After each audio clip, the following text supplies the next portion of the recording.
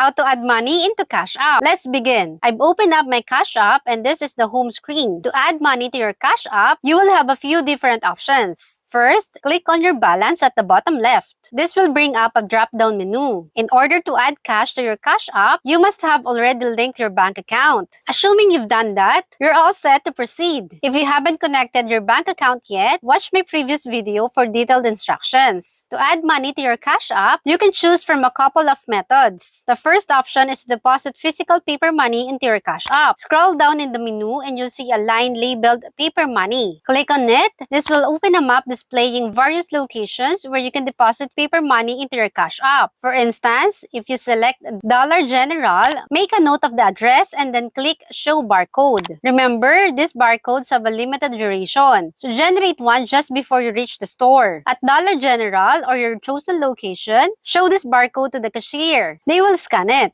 You'll then provide the amount you wish to add, plus a $1 fee. If you want to deposit $100, hand over $101. The maximum per transaction is $500, with limits of $1,000 every 7 days and $4,000 every 30 days. Once you paid, you will receive a receipt and keep it. The money typically shows up in your Cash App within a few minutes, though some users have reported longer processing times. Now, let's go back to the home screen. The second method to add money is by clicking Add Cash. Here, you will select the amount you want to add, say $5.